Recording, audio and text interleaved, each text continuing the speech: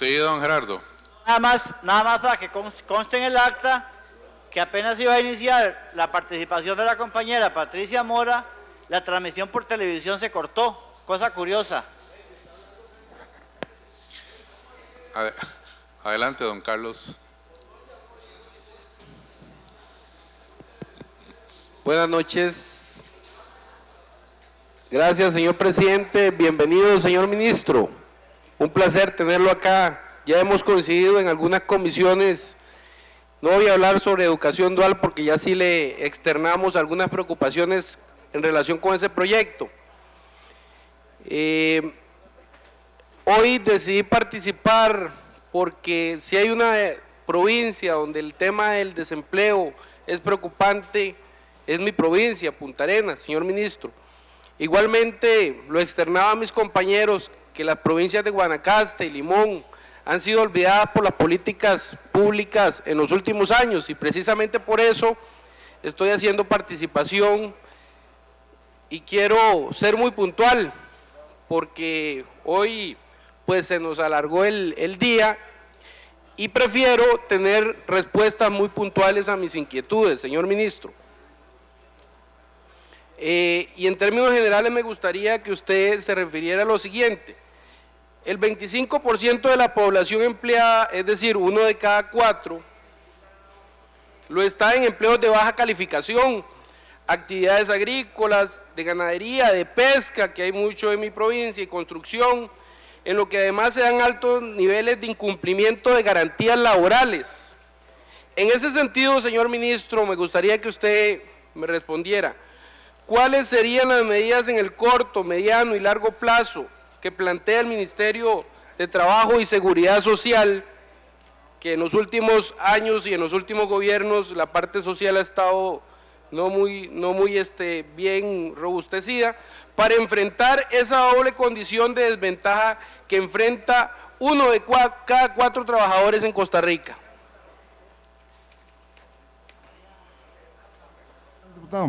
No, con el tema que usted plantea de violación de garantías laborales, yo lo planteo en el siguiente orden. Número 1, desde luego que tenemos que promover una cultura de cumplimiento de la legislación. Si no es así, no hay inspectores que alcancen. O sea, hay un tema de cumplimiento, o sea, hay que cumplir con la legislación laboral y social, y en ese sentido, lo que ocurre en algunos sectores productivos vinculados a exportaciones y que los mismos consumidores finales inciden en que los productos que se reciben y los servicios realmente se ajusten a la legislación, me parece importante. En segundo lugar, ya mencioné aquí, tenemos que mejorar los servicios de inspección, por una parte administrativamente, como lo estamos haciendo, y en segundo lugar a través de legislación como la que se está gestionando y construyendo en esa Asamblea Legislativa. En esa misma línea, señor ministro, ¿qué nuevas medidas ha puesto en práctica el Ministerio bajo su cargo para enfrentar el incumplimiento de los derechos laborales de los patronos derechos laborales de los trabajadores por parte de los patronos? ¿Qué ha hecho distinto de lo que hicieron o dejaron de hacer quienes le antecedieron en el cargo? Lo digo, señor ministro, con todo respeto, porque hoy acá, señor ministro, usted nos ha dado una receta de más de lo mismo. Hoy aquí han hablado sobre denuncias de convenciones colectivas, sobre ley de empleo público, y eso, señor ministro, con todo respeto, lo hemos venido escuchando en las pasadas administraciones. Entonces a uno le queda un sinsabor, porque aquí en este espacio se ha conversado mucho sobre esos temas. Y por supuesto que hay organizaciones gremiales, sindicales que están en contra. Yo fui secretario general de APS y dimos una lucha en contra de tratar de cercenar los derechos laborales de los trabajadores públicos, señor ministro. Sí, gracias, señor diputado. Además, yo agradecería mucho si usted también registra el planteamiento de que el crecimiento económico tiene que tener objetivos de empleo de calidad y que el trabajo tiene que ser el objetivo central del quehacer de la economía, porque si lo registra tendrá ahí un elemento diferenciador con cosas que se han venido diciendo y haciendo en Costa Rica en los últimos años, como tema de fondo, que es el que he querido traer a este diálogo con ustedes. En segundo lugar, en ese proceso administrativo, aquí se referencia, aparte de las gestiones legislativas que estamos aquí acompañando y contribuyendo a que tengamos un proyecto de ley, para mí algo importante es que podamos fortalecer en la inspección esta metodología de que las inspecciones tengan como meta un número de trabajadores al año y no establecimientos, porque por el lado de los establecimientos, entonces se cumplían las metas visitando negocios que no importaba cuántos trabajadores tuvieran. Esto nos va a permitir llegar a tener una cobertura de por lo menos 300,000 trabajadores cuando en la meta que se está planteándose inicialmente, superado el plan piloto de estos primeros 6 meses. Entonces yo creo que ahí hay una diferencia que puede, si la consolidamos como yo espero, podemos avanzar. Pero también yo tengo interés, entre tanto no tengamos legislación más sólida, de recuperar una experiencia que tuvo el Ministerio hace algunos años, que era la de inspecciones conjuntas, de manera que el Ministerio de Trabajo, la Caja, el Instituto Nacional de Seguros, hagamos inspectores conjuntas, podamos llegar de una manera articulada a los centros de trabajo. Esa práctica se tuvo, por razones distintas se suspendió, y me parece que eso mejora los niveles de incidencia. Bueno, uno espera que sea así, señor ministro, porque las señales que ha dado el gobierno precisamente no son las que uno espera.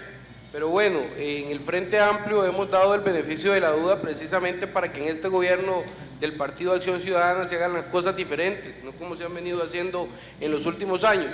Y en esa misma línea, señor ministro, recientemente el gobierno presentó o ha hecho público proyectos que tienen que ver con impuestos. Muy específico, señor ministro, ¿fue usted consultado sobre 2 reformas, impuestos, que se incluyen en el proyecto de renta que ya el gobierno de la República ha hecho circular y que afectarán directamente a los y las trabajadores? Y soy específico, por si no se le consultó, tiene que ver con 2 cosas: pago de impuestos a los excedentes distribuidos por las asociaciones solidaristas y cooperativas, artículo 32, y el 15% sobre el exceso de 8 años en el pago de la cesantía, artículo 35. Señor ministro, ¿qué valoración y explicación tiene el señor ministro sobre esta intención de afectar aún más los ingresos de los trabajadores y trabajadoras de la clase más necesitada? Sí, yo a raíz de una pregunta más o menos en esa misma dirección hace unos minutos, dije que conozco de los textos que están siendo consultados en términos generales, que sobre el tema de las cooperativas tengo una consideración inicial que vamos precisamente el próximo lunes a revisar con representantes del sector cooperativo, y igualmente esta otra que usted está planteando sobre los excesos de cesantía.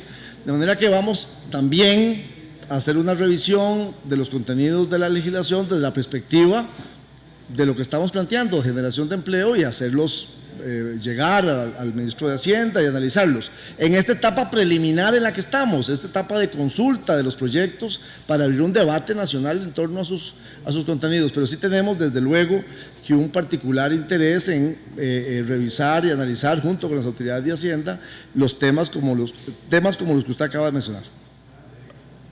Señor ministro, hay una diferencia, creo, entre algunos ministerios, y sí voy a referirme porque me salta la duda. El Ministerio de Educación Pública tiene algunas objeciones sobre el proyecto de educación dual que se ve en la Comisión de Ciencia, Tecnología y Educación.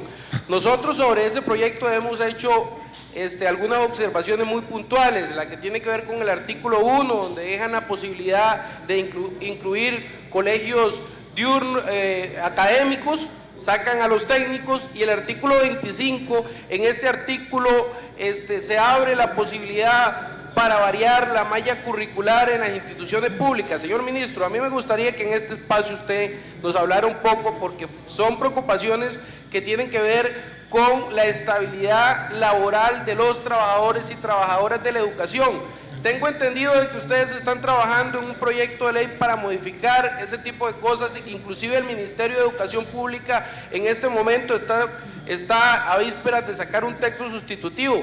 Don Otto Guevara hoy hablaba del proyecto que él también presentó, que nos parece interesante en el sentido de que se le daba la posibilidad a las empresas de pagar pagar un salario o por lo menos un subsidio, que esa sería la palabra concreta. Señor ministro, ¿cómo estamos con el tema de educación dual? Me gustaría que usted se refiriera a eso. Sí, claro. Porque por supuesto en el Frente Amplio estamos de acuerdo, no somos miopes, queremos empleo en todas las provincias, pero no a costas de hacer modificaciones y causarles daño a los trabajadores y trabajadoras de la educación. Antes de darle la palabra al señor ministro, solicito la verificación del quórum.